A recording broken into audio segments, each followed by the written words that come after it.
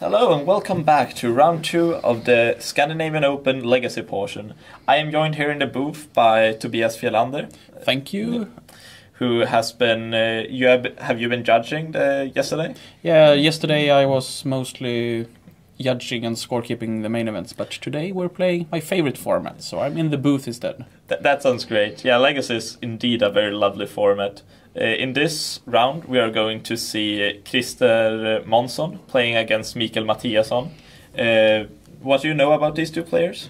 Well, Krister Månsson is an Uppsala player of fame in the Legacy community. He's mostly playing young, like fair decks with creatures that interact a lot, but I have no idea since we don't have the deck list yet. We're awaiting them. Yeah. Mikael Mathiasson is one of the grinders of the Swedish tournament scene. You can almost find him on almost every tournament. Absolutely. He's been to a lot of tournaments.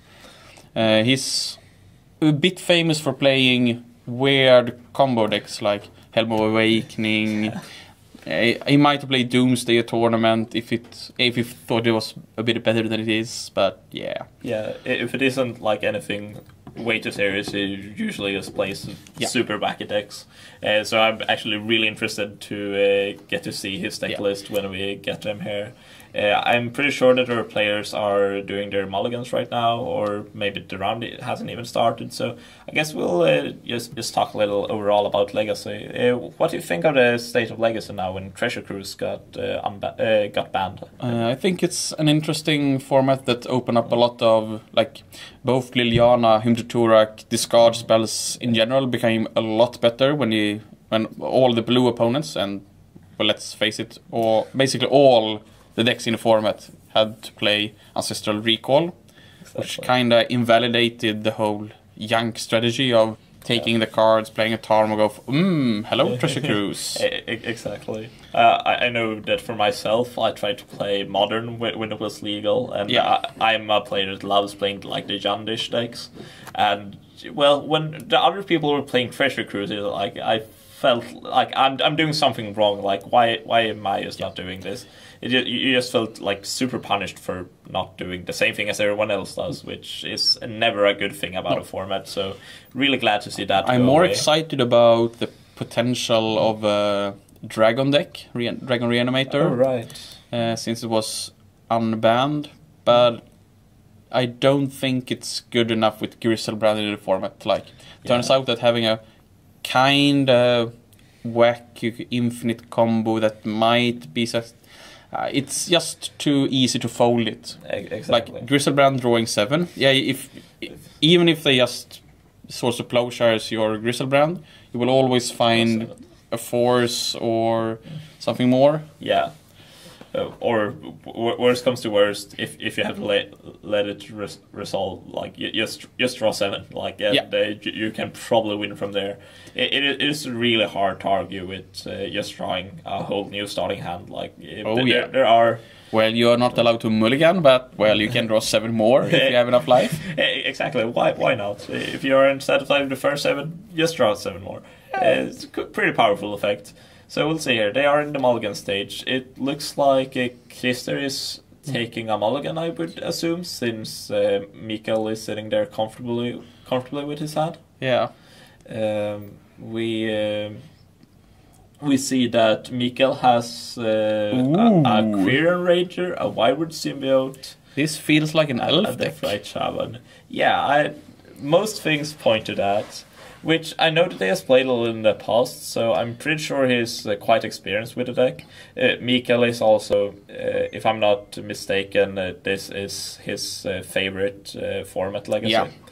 Yeah. Well, you might make a case for Vintage, but there's not that many tournaments in Vintage, so he gets to play Legacy a lot more. And Krister kept his hand. Yeah, we see Mikael starting off with a Wooded Foothills, which I guess will be followed by a Deathrite Shaman or any other like mana producing elf on turn 1, which is usually the case with this elf deck. Meanwhile, we see cards we know in Krister's hands are Wasteland, Fire and Fire and Ice. I think it's a Stoneforge Mystic as well, so Oh, so it's the blue-white-red Delver deck, the Delver Stoneforge Mystic deck. You could call it Jeskai Delver or Patriot Delver, but like let's stick to the canon. Let's call it Jeskai Delver if it's indeed what it is. Absolutely. So both players starting with Wooded Foothills as their first land, but oh no, Savannah. Oh, please get us some deck lists in here. Yeah, now we need deck lists. Deck lists. Here we go. So indeed, it's Punishing Fire. Oh, it's Punishing. That is. And it's sort of Fire and Ice, not Fire and Ice the card. Oh, I see. So indeed, this all makes sense now.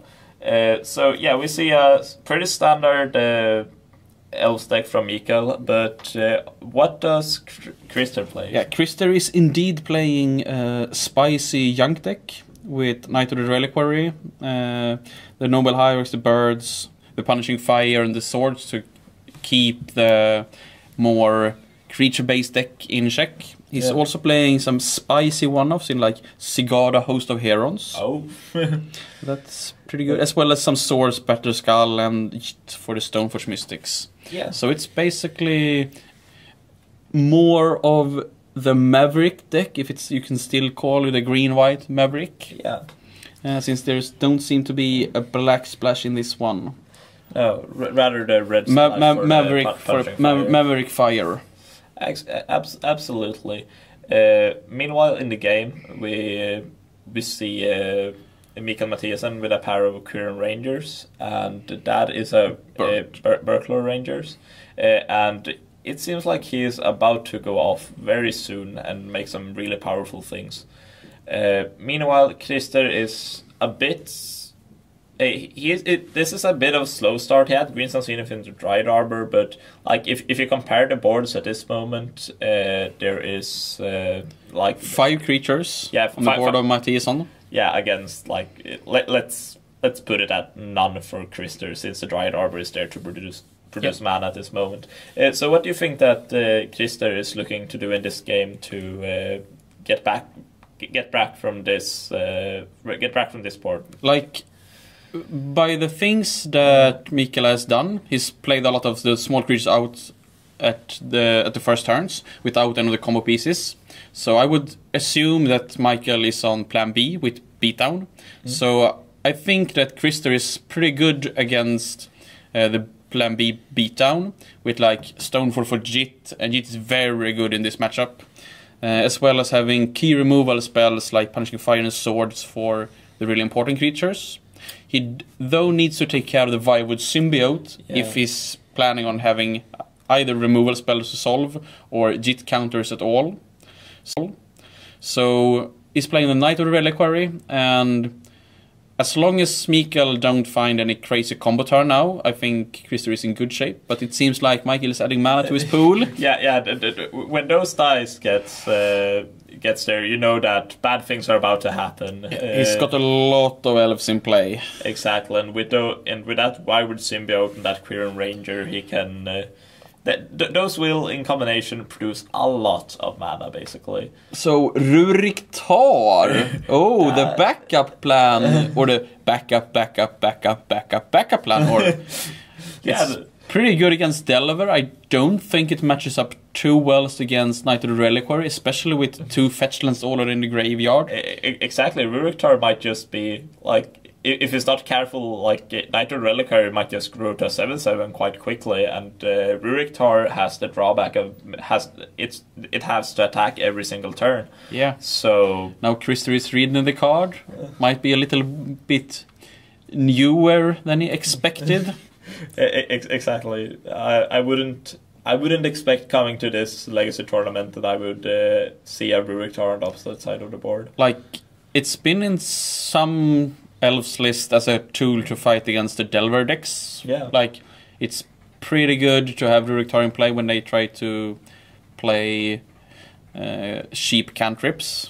Absolutely. Like, it's got reach as well, I think. It does. One of the back in Standard, I remember a lot of people attacking into with the Restoration Angels into Rurik Tar. Yeah, like, it's a common theme nowadays, like for green fat is to randomly have reach attached to them. So like, oh, this have reach? Really? Exactly. Why not? Yeah. And now we see Krister getting a Caracas. Caracas and Bounce in the legendary Ruiktar with his Knighthood Reliquary. And not only that, he's also getting the Umesawa's Jit, which is the key card in the matchup. Exactly. Like these may be a lot of creatures on Mikael Mathiasson's board, but the thing is that all of them are 1/1s. Yeah. As now Krister also reveals Punishing Fire, and he has the Knighthood Reliquary to next turn fetch a Grow the Burn Willows and to regrow the Punishing Fire, since you can get it back as soon as a opponent gains a life, and Grow the Burn Willows pleasantly gives your opponent a life. Yeah, because it's friendly like that, just giving your opponent's life, but that is actually not a good thing in this case. So I would say that Krister at this moment is a huge favorite in this game. With though he played a little bit aggressive, I would say, with the Punishing Fire, since he allowed the Defrag Shaman to remove it. That is correct. Like he might have another one if he's playing like this, or he's just certain that the Jit will be enough to take over the game, and he don't need every tool at his disposal. Precisely, he just use it as a 2-mana shock that has to get removed by Defrag Shaman next turn, which makes some sense. Explaining like when it got Jits like that, Ad is probably going to take over the game. Meanwhile, it seems that Mikael he does have a second Wildwood Symbiote, which is huge here. Yeah, as well as having the cantrip Elf in play, so he can always bounce it back and try to get some cards back. But he will have a big problem with Jit on the other side of the table. Yeah. As a judge and an expert of rules, can you explain to the viewers how the Wildwood Symbiote, and especially together with the Elvish Visionary, will work against the Jit? So Jit triggers on dealing combat damage. To deal combat damage, you have to actually have a creature in play blocking it, and then being still there when the damage comes around. So if he bounces a creature with the Wildwood Symbiote, then the creature will still be blocked, so it will deal no combat damage to the defending player, Mikael, but it's still no creature there, so it will deal no combat damage to a creature either, so no counters on the Jit, effectively blanking the card. Yeah. So now Krister needs to find a removal spell. He's got 4 swords and 3 Punishing Fires left in his deck. Absolutely. Hopefully he does have the second Punishing Fire in his hand. Otherwise, he is getting really punished for making the aggressive Punishing Fire as he did last turn. We'll see what he comes up with here. I still think that Krister is in a very good shape, with Mikael having Ruiktar and almost nothing else. Yes. And having active Knighthood Reliquary. Though Symbiote plus Elvish Visionary will draw Matthias a lot of cards over the turns if not kept in check. Exactly. And let's see, do we have any creatures with flying here that can fly over the defenses? Oh, Sigarda is flying. That is it's also a really fast clock. Yeah.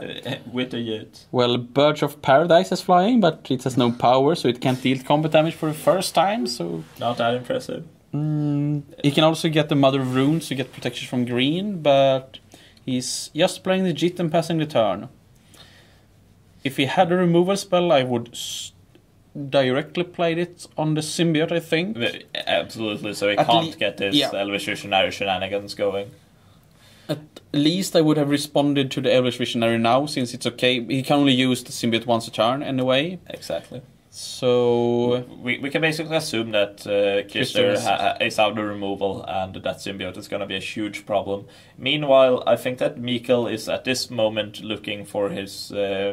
looking for more mana so he can eventually cast either Green Sun Zenith or hard cast Craterhoof Behemoth, because with this mass of creatures in play, he can like Craterhoof Behemoth is. I think he also got a natural order in hand. So do you have a Progenitus in his deck? There is a Progenitus in this deck, and I would think like if it's not lethal directly with Craterhoof Behemoth, let's see. This has to be lethal. 5 creatures still in. No, it's first he's going for crop rotation. A very safe play would be Progenitus, but I think that he has enough to get natural order just to get the Craterhoof Behemoth and win. Yeah, let's see. Sure. All his creature gains +6/+6. So and Månsson is only at 16. Let's see what he chooses to do here. Yeah, but we already concluded that Krister most likely doesn't have a removal spell, or otherwise it would be quite weird. I'd say if he casts a removal spell at this point. So I would. So I would myself. I would go for the Craterhoof Behemoth if given the opportunity. But especially since he's played another Visionary and drawn another card, and this will give his creature even more. Exactly. Like at this point, I no doubt this has to be lethal. Yep. And there it goes. So the Elvish Visionary that was summoning sick goes away. Oh, both was summoning sick anyway since he replayed it, and that's the Behemoth. Coming in, giving all his creatures. When a Craterhoof Behemoth enters the battlefield, all his creatures gets +X/+X and trample until enough turn where X is the number of creatures. Yeah, which usually ends up with your opponent doing just that, scooping up his cards and going on to game 2. So, looking at the sideboards, what do you think that Krister is going to bring in? So let's see. He don't have that much against. I see a Contentment Priest in the sideboard. Could also possibly be either sort of Canonist just to slow them down a bit. Yeah. Even Council's Judgment for Progenitus. Something. And maybe. This doesn't look too good for him, to be fair. Gadocteg could stop both Natural Order and Green Sun Zenith. Yeah, the thing is he's still playing his own Green Sun Zeniths. Yeah. So we will need to kind of compromise his deck. I'm more in favor of not taking in the Gadocteg. Yeah. But we still have some pretty bad cards in the main deck, like Kasali Pride Mage does almost nothing. Both sort of Light and Shadow and sort of Fire Eyes is like no protection from green. There's a lot of green creatures on Mathias. Yeah, creatures will get blocked if they have to. Yeah, like that's for sure. Especially with Toilet Symbiote. So, looking at Mikael Mathiasson's deck list, he has a couple of interesting options. He has a card I got really excited to see, but it's probably not for this matchup. He has the Elder Scale Worm. Nice card. Which is really interesting and something I got happy to see. But from what it will actually bring in, I see stuff like, could he bring in stuff like Abrupt Decay to disrupt the Jit? Yeah, the Jits and Knights that can get out of hand, and like as we saw in that game, getting him Caracas for the Rurik turn and stuff was really huge. So I definitely think that the Decays will come in. Maybe even the Maelstrom Pulse, but I'm not sure about that one.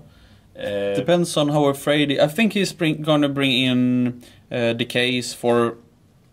I think Mathias will assume that Krister has Containment Priests, and bringing them in. And if he's planning on either winning with Natural Order or still with Green Sun Zeniths, he would like to remove the Containment Priests. Exactly. So I think you're taking the Decays. Yes. I don't think they sideboard that much. No, exactly, because that's the thing with Combat X, right? That if they sideboard too much, they dilute their main game plan too much, and they might just not be able to execute that because they are drawing too many sideboard cards. So bringing in something like just free Abrupt Decay might be absolutely fine. Especially if you're cutting like Rurik Tar, which is pretty... Just about to say that. Yeah. Rurik Tar is not at its best in this matchup. Neither is Reclamation Sage, but you might have some target for tutoring for it, so we can still play it. Exactly. It's like against if he's bringing in Abrupt Decay, partly because of Yit, like Green Sun Zenith target for destroying that should be somewhat decent as well. But yeah, I think the most interesting part of sideboarding is in Krister's deck and everything he can bring in. And it's like only he has the more interactive 3 or 4 cards at the most. Yeah. So basically, Krister knows that his opponent is on Elves. Yeah. So he has to aggressively mulligan for a removal spell, and in best case, Stoneforge Mystic to get the JIT going. Yeah. Since if Krister is about to win, he needs both a removal spell for the first symbiote, and then JIT needs to go to town. Yeah. That's how Krister most of the time will win this matchup. Absolutely. But there are also stuff like him being somewhat pre-boarded with like Punching Fire package. Yeah. So that if you can keep Punching Fire going instead of having it exiled by the Death Ray Shaman. Yes. So Mathiasson up 1 game with Elves against Maverick. Yeah. I play the Maverick side a lot on Magic Online for this matchup. That was that was 2 years ago now, with Delver still being a very, very good deck. We went so far to had 3 gut shots in the sideboard of the Maverick deck. That is gut shot is pretty good both against Elves Maverick mirrors, like killing Hierarchs and killing Delvers. Yeah. I'm a big fan of gut shot if I'm planning on playing against a lot of Delver decks as well as Elves and similar style of decks. I do think that they are not large enough portion of the field to warrant inclusion of gut shot, but if you really want to hate on the Elf deck, make sure you pay 0 mana for your removal spells. That is a good way. We have seen that 0 mana spells are the most powerful in the game by a lot. Mental Misstep, for example, also one of the Phyrexian mana spells that immediately got banned after it got printed. Oh yeah. 0 mana spells is certainly something you should be looking at in almost anything related to Magic. One of the strengths of the Elves deck with regards to it resisting removal is that so many other creatures are kinda the same. They all cost 1 mana. They do a little bit. And if your opponent is paying more than 1 mana to remove an elf, you're at least up in mana. And that's one of the things that we tried to resolve with Gutshot in this matchup, that we overpaid on mana for our removals. That is actually like when you compare Gutshots, something like Punishing Fire. Like, sure, Punishing Fire might be a repeatable source of removal, but then again, you're paying 2 mana most of the time to remove something that, or actually free mana when you take it up from the graveyard again for something that your opponent paid 1 or 2 mana for, which is not a good exchange, and especially when the Elf deck is so explosive, like you fall very, very far behind if that's what. And as we saw in the first game, even if Månsson kind of stabilizes with JIT and Hierarch, just a natural order from the top means that it could either be a Preenitus, which is very hard for the Maverick deck to deal with, or something like the Creator Hoof Beam, and just kill your opponent from nowhere just with a board of tiny 1/1s. Exactly. If you know the components of the Elves deck, like these 1/1s that Mikael has in play may not look like much, but all of a sudden they just kill you because the Natural Order and Green Sun Zenith are really powerful cards, basically. But then again, there are those games where the Elves deck doesn't draw any of those, like it can just draw or a bunch if of 1/1s. Mikael didn't have the second symbiote to have Elvish Visionary 2 and 3, so like he draw 3 extra cards with the symbiote activations. Exactly, that is an Ancestral Recall right there. Yeah. And we just talked about how that card get banned. Mikael begs to differ, I suppose. We see that Krister is taking a mulligan to 6 cards here. I think he's correct in aggressively mulliganing. He needs a 1 mana removal spell. He also would like the Stoneforge for the JIT, or some other kind of pressure to get JIT or Sword of Fire Ice on a flying creature going. And playing Taiga for the first turn, not the ideal land to play without the first turn play. Yeah, that doesn't represent Swords to Plowshares, which is... It might represent Lightning Bolt, but I think that Mikael Mathiasson is savvy enough legacy experience to know that it's most likely that a Maverick deck will not play lightning bolts. Exactly. And like if so, it leads with an Elf Sentinel. Yeah, the best combo elf of the game. Yes, absolutely. So we'll see what Krister does here. He didn't have anything on turn 1, but then again, he is on play on the play, so that is not as punishing as it could be. He's also mulliganing to 6, and he kept the Freeland, Knight, Gadok Fig, and Punishing Fire hand.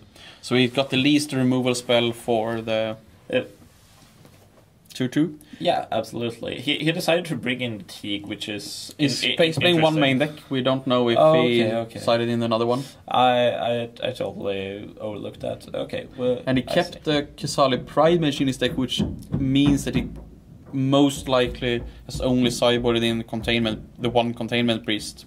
I would assume so. Or is there some enchantment that the elf deck can bring in that is like super devastating to Maverick?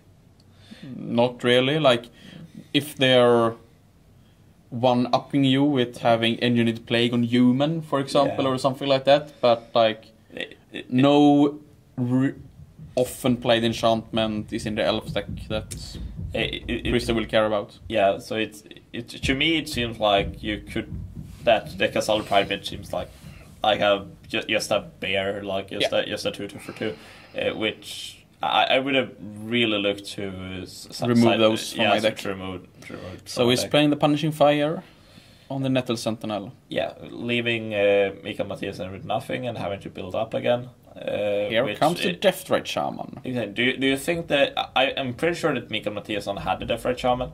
Do you think he waited to play that to bait out the Punishing Fire? Now we, of course, if he tried to do that, then it's just backfired. Yeah, because Krister played the second part of his Fires combo, the Grow the Burn Willows. Yes. So now we can give your opponent life, take the Punishing Fire back, and keep a steady stream of removal spells. Yes, absolutely. And one important thing to note here is that Mikael just played one creature, so because of that, he isn't like advancing his board against this Punishing Fire combo. Like if he played 2 creatures, he would at least have something to work with. But at this point, he has got nothing on board, and he knows that there is a repeatable removal on Krister's side of the board. And eventually, since Krister is not wasting cards at removing Mikael's creatures, Mikael will eventually run out of cards, and Krister can very easily take over the game. Yeah, Mikael seems to have kind of weak hand, and he's sided in the decays, as we thought. Yes. And is having a Green Sun's Senate in hand as well. And Månsson is just rebuying and replaying the Punishing Fires. As long as Mikael will only have one creature in play, he will almost certainly just rebuy it. Even if he's paying 3 mana to kill a 1/1, as long as there's nothing else on the board. Perfectly fine. Absolutely. Oh, there's the Wirewood Symbiote. Now it at least gets interesting. Even if it will catch the first removal spell. Oh, yeah. Oh, it's Punishing Fire. Again? Exactly. You have another one of those? No way. So what does Mikael need here to so get back into this game? So he also played a Pendelhaven that we have kind of off camera. Can we make a note to a spotter? Okay, yeah. To move them a bit. So Mikael has a Pendelhaven in play, which can make a creature a 2/3 by pumping it with +1/+2. So the 1/1s are allowed to survive first Punishing Fire. That's pretty huge if he's allowed to have it. Though Månsson is playing Wastelands and Knights and a lot of stuff. It also means that he needs to keep the mana all the time open with the Pendelhaven. But I think that Mikael with 4 lands in play have enough lands for an elf deck to function. Definitely. So we'll see here.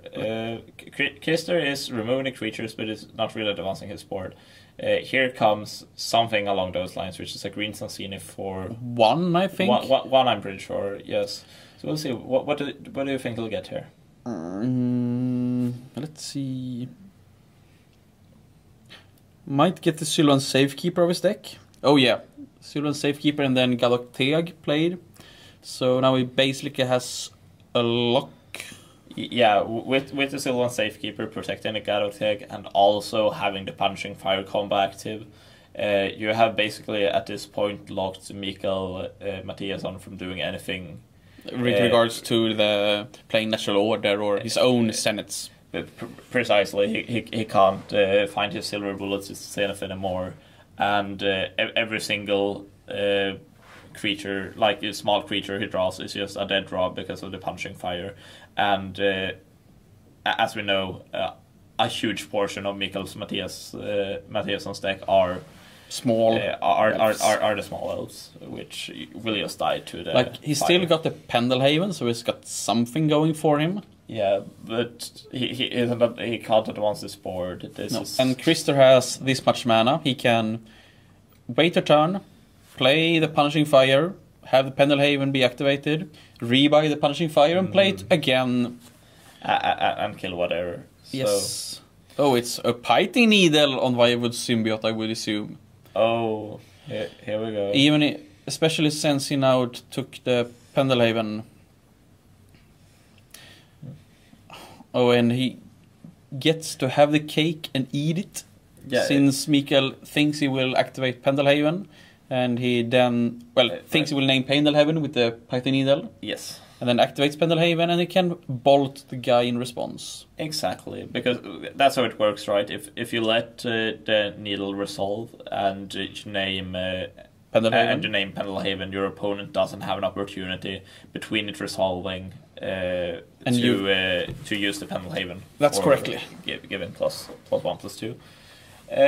So yeah, Mikael is in a tough spot. Do you think there is any way for him to get back into this?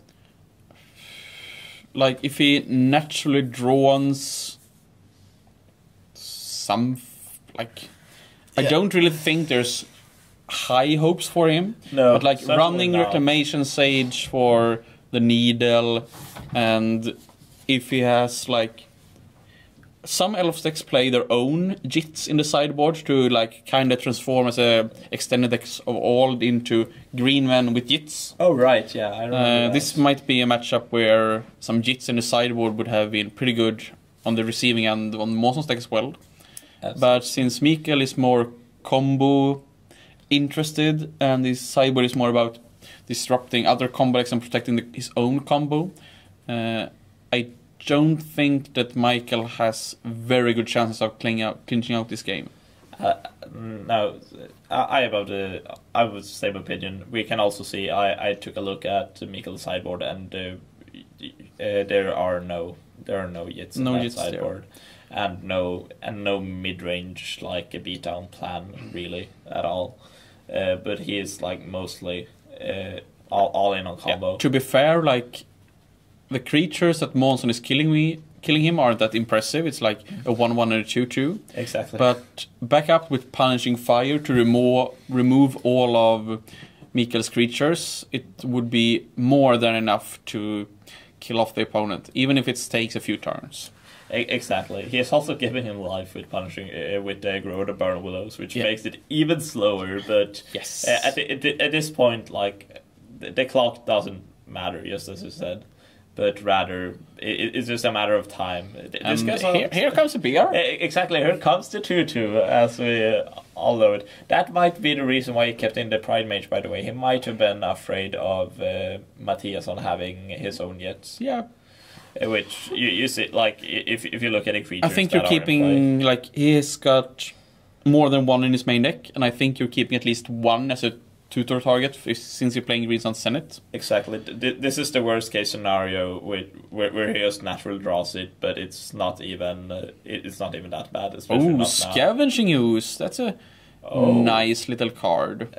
All of a sudden, that Punishing Fire is a bit threatened, I'd say, especially since Mikael has all these lands in play and can activate Scavenging Ooze multiple times in response to Punishing Fire getting returned if it would hit the graveyard again.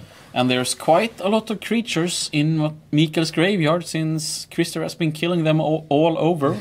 Exactly. Here we see this. I guess this is as much of a backfire it gets for Punishing Fire, but then again, I don't think it's that bad for Krister anyway. Me neither. Like, he can draw a card with the Horizon Canopy, or he can just Swords to Plowshares. Yeah, like, when you can't Punishing Fire, just use your other removal spells that you have stacked up in your hand. Why not? I think Mikael will remove some creature, gain some life, and then gain some more life from the swords. But it will only add some time to the kill. Exactly. So removing 3 creatures, becoming a 5/5 and gaining 3 life, then gaining 5 life when swords resolves. So 8 life is getting... Yeah, so he's at 24 now, I think. Yes, so this is gonna take some time for those 2/2s and 1/1 to get the job done, but I'm pretty sure that Mikael knows that he doesn't have a good shot in this, but he will keep playing. It's not like they're low on time and anything, so might as well play it out, I suppose. Especially since there's like 16 minutes still on the clock. Yes. And I think that Mikael knows that his deck is capable of winning quite fast when it's actually winning. But if Krister wants to win another game like this with maximum security and no risk of getting top decked by natural order or something, then he will take some time killing him, and now he's at 21, he's dealing 5 a turn, kinda. Yes. Which means 3 or 4 minutes more at least, and then there's only 12 or 15 minutes left. Krister might actually not be able to kill him in the 3rd game if it goes like this again. Yes, using time to your advantage without stalling. That's really important to note. While you may use your time as an advantage yourself, as you just explained, you should never ever try to stall a match. But like all Mikael has to do is let Krister kill him in a time. Like, Krister needs to actively kill Mikael. Mikael don't have to scoop just because the situation is close to hopeless. Krister needs to actually kill him. Exactly. We see Dryad Arbor joining the party here and going in for one. Oh yeah.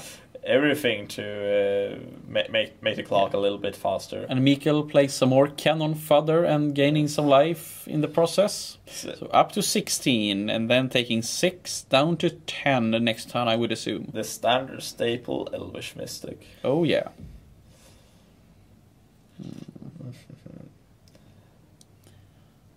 Here comes another bird. It's not really what adding to the clock at all. Yeah. If he's got a second go of the Burn Willows, he might need some mana to rebuy it. Exactly. Some more red mana sources. And Mikael is taking running Elvish Mystics, so even more speed bumps on the road. Yeah, those can. But the sad thing here is the best they do is actually just chomp block here, which is not real ideal. We see Mikael trying with an Abrupt Decay, but does Sylvan Safekeeper say other creature? It doesn't. Nope. So Sylvan Safekeeper protects himself. Yes. Even though Abrupt Decay can't be countered by spells or abilities, yes, being countered by game rules is still an option. Exactly, and Shroud is one of those. Yes.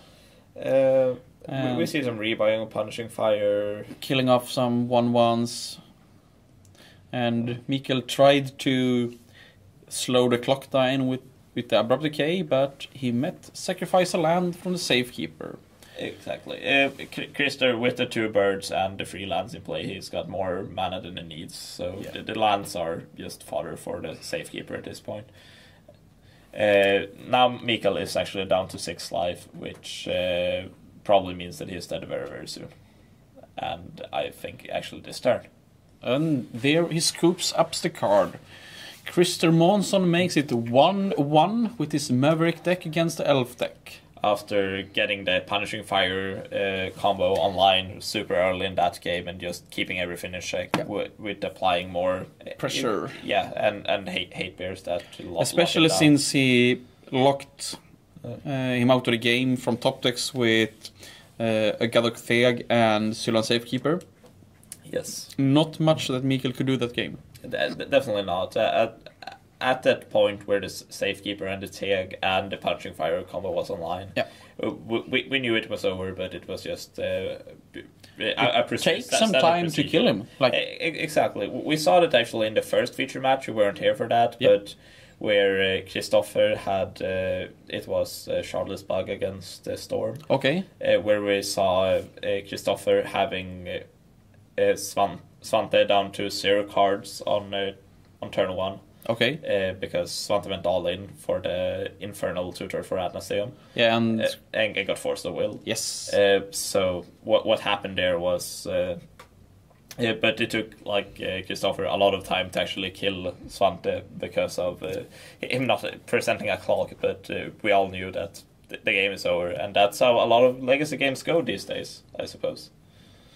That someone gets locked down because when people do such powerful things, you can't really... It's so hard to raise these powerful things. So you have to now Mikael is on the play and gets to start the game with an elf in play. So it's even more important for Krister to have one of the swords and hopefully Punish Fire as well. I think Mikael did a good thing in game 2 by trying to not play the Defrost Shaman first. He was just... Well, Krister had the turn 3 rebuy kill. If he's not playing Grow on turn 3 there, then the Defrost Shaman will take away the Punishing Fire, and there will still be at least some kind of hope for the green small elves to actually beat down. Agreed. It's a very good play by Mikael that sadly got punished, but that's how it goes sometimes. Sometimes you just even if you make the correct play, there's still combinations that will punish you or punishing fire you, even though it was the correct play. Like the correct play don't always need to win; it's just a better option than the other options. I've certainly been in positions in my Magic career where I lost games due to making the correct line, so to speak. But sometimes there's just nothing to do against on opponents that has the cards. Absolutely. So, would you say that while I'll think that Krister was favored when he was on the play, because he gets more time to or he can get his Punching Fire going faster? Do you think that Mikael is a huge favorite now on the play? Or I would not call him huge favorite. If he's having a fast combo draw, then I think it's of course a huge favorite on the play compared to the draws. He's got to keep a creature in play at least for a turn. Exactly. But a good draw from Krister Månsson will still beat not everything except the most busted hand from Mikael's hand. But I think Mikael has more hands that are capable of... Mikael's average hand beats Krister's average hand most of the time on the play. Yes. Being on the play is a huge thing, especially if he goes turn one creature and Krister don't have a swords or don't want to spend the swords on the creature on turn 1, and then he plays another 2 creatures and can either start going off or just take a turn, survive with 2 creatures at least in play, and then go for it on turn 3. Exactly, because this matchup for Krister is a lot about locking Mathiasson down. And it seems like we missed Mikael playing a turn 1 Llanowar Elves and it got swords immediately. Yeah, we'll see if he has he wants to have 2 creatures this turn, right? Yeah. Or Elvish Mystic for the value. Yeah. Oh, Elvish Visionary for value. Which is also fine. I still think it would have been better to have 2 creatures in play. Yes. So do I, but sometimes you don't got that option and you have to play the Elvish Visionary.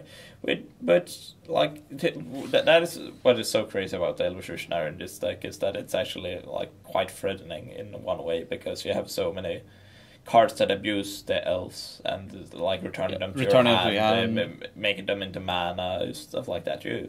And also with the card Gaia's Cradle, stuff can get out of hand. And we see that Mikael has a crop rotation in his hand, at least. Yes, which is... So, Cradle incoming if he happens to have 3 or 4 elves in play. Exactly. One interesting thing also is that he can crop rotation for... If Krister has the Punishing Fire, he can crop rotation for the Bayuka Bog that he has sideboarded in. And try to... Krister. Snipe the Punishing Fire when he activates the land to return it. Exactly. It works as when they gain life, the Punishing Fire triggers from the graveyard, and in response to that trigger, you can search out Bayuka Bog with crop rotation, which is an instant, and Bayuka Bog removes your graveyard with the trigger still on the stack, and when it tries to return... Oh, we see that Krister plays one of Sylvan Library, not being in that worried about the 1/1 Visionary? No, I think it's a fine turn to play the Sylvan Library. There's only 1 creature in play, exactly. Not 2, so there's slightly less risk of just dying on Mikael's turn. Now is see anything for a Virid Symbiote, I would assume. Yes, so would I. Since he attacked with the Visionary. If he was planning on comboing, I think he would have kept it and tried to get the Mana Elf or Heritage Druid or something going. But if he's looking to play a grindy game with Symbiote... Playing a grindy game when your opponent plays a turn 2 Sylvan Library is bold. Kinda hard, though. Exactly, it's... But maybe it doesn't have other options. No, it's going for a Queer Rainier, so yeah, he's... Might be land short as well then, since he just replayed the forest for his turn. Exactly. And I would assume so, but that is actually a good thing for Mikael, since while he may want mana, having a lot of action in his hand is actually a good thing, because otherwise he could just get out valued by removal spells. Yes. And a big threat. But Mikael has had a quite slow draw, no aggressive mana producing creatures and not that many elves on the board for a natural order into behemoth kill as we saw in game 1. Exactly. These boards are certainly very more solvable than the board we saw in game 1. Especially when you got to choose between 3 cards. Exactly, got a variety of options here. Would you say that Mikael's draws in games 2 and 3 have been outright bad, or I think his second game hands were good enough. With he had the Senate, might have think I can get a natural order or something. Then he just an abrupt decay for JIT. Yes. He had a lot of answers, just not the right answers for the things that Månsson kept both cards from the Sylvan Library. Oh, going down to 9 life already. Yeah, though if he's finding more Source of Plowshares and more removal spells, I don't think he's that concerned about 1/1s or just a single 1/1 killing him. No. He's more concerned with keeping things off the board. And actually looking quite good. And there's Stoneforge Mystic for JIT. Yeah, we will just assume that it's getting the JIT because that is one of the best cards in this matchup. It's a top card of the matchup. Yeah. Even though Mikael has Abrupt Decay, don't have the black mana at the moment. No, we'll see. He will probably, now he knows the gig is up, the JIT is there. Yeah, he plays the Bayuka Bog as a black mana source. That is not what Bayuka Bog is there for. And you never ever want to draw it in your hand. You always want to have it for crop rotation, but sometimes you do what you have to do. I love seeing the Legacy Elves deck player comes into play tapped swamp. Mm-hmm. And that is a beautiful sight. That can also get wastelanded. I think that if Månsson plays a land and then plays JIT and equips, I think Mikael has to play crop rotation, get Bayou, and try to Abrupt Decay the JIT to have any chance in the game. So, and then I think he will sacrifice the Boyuka Bog. Oh, well, he can just use the Boyuka Bog for the black mana. Yeah, but he's tapped. So if he plays a 4th land on Krister's turn now... He gets it now. Okay, yeah, I get it. I think he needs to prevent the Jit from gaining counters at, like, not at all costs, but it's very hard to win. Then again, you are basically at that point, since the only thing that the Jit is threatening this turn is to kill the Elvish Visionary. So it is a matter if you want to have the Visionary die or if you want to waste the crop rotation. There's Gadotheg. Yeah. And here comes the Wasteland on the Boyuka Bog, which will certainly be met by a crop rotation. Yeah. It's not that often you see Boyuka Bog trying to get Wastelanded. No. It's even more rare to have it, I will sack it for my crop rotation then. Exactly. Not the standard procedure, but we see it happen here. It gets a Wooded Foothills. That Wooded Foothills is very likely to get him up a U, so he can use the Abrupt Decay in his hand. Yeah. But now, at this point, Mikael really has to... choose what he needs to kill with the Abrupt Decay? Yeah, exactly. There are plenty of options. Like, even though the Jit is probably the card he's going to kill, there could still... Like, there are two other permanents there that are super important to get rid of, which is both Gadotheg and the Sylvan Library. Because at this point, the Sylvan Library is just running away with the game, and the Teg is locking him out. Månsson is down to 5 life, so he can only take at the most 1 card more. And there he plays the Abrupt Decay on the Teg, and Krister thinking or fearing land Natural Order on Mikael's next turn wisely removes the creature with the Source of Plowshare, even if it was just a 1/1 Visionary with no text, basically. Exactly, because that is basically what he's representing with the with killing the Teg with Abrupt Decay, especially. Like, Krister knows if Mathias kills the Teg with Abrupt Decay when both players know that Jit is in his hand, like... So, he has another plan for it. Yeah, exactly. And also that Teg is certainly doing something bad to his game plan. So, and Natural Order is a very likely thing. Yeah, especially since, like, Natural Order for Prianitus and Krister is at 5, while Prianitus swings for 10. Yeah.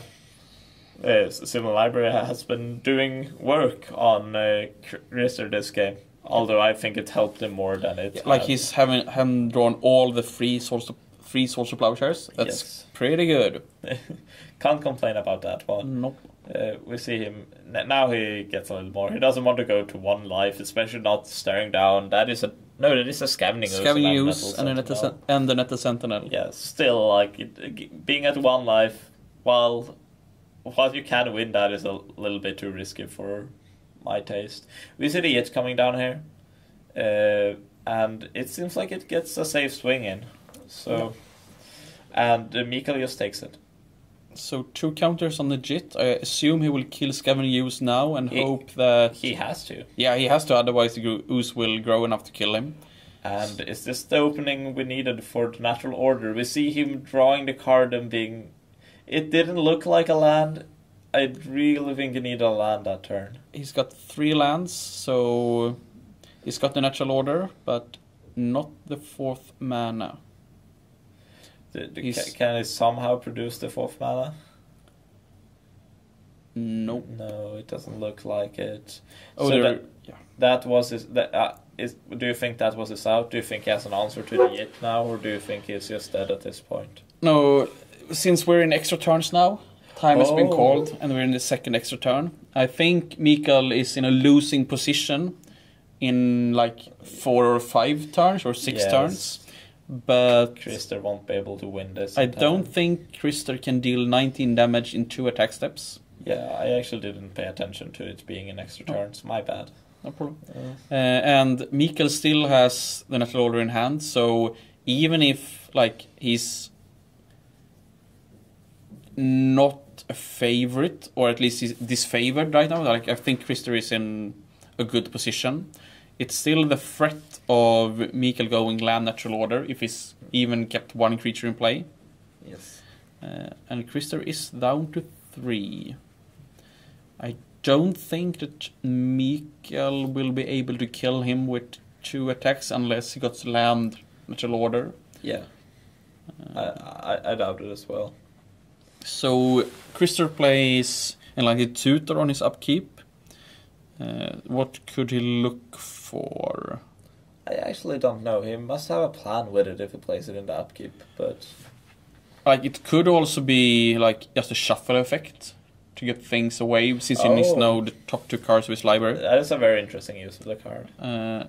It's card disadvantage, but at this point, the match will only be 3 more turns anyway, so don't really matter about that much. Exactly. He can get either either one Canonist or another equipment or nothing. Yeah. And he's just shuffling it up. Which is, I've never really seen that mode of Enlightened Tutor being used. Shuffle my deck. So sometimes shuffling your deck can be more powerful than it seems.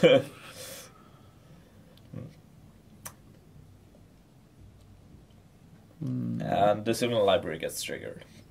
I will see the 3 cards.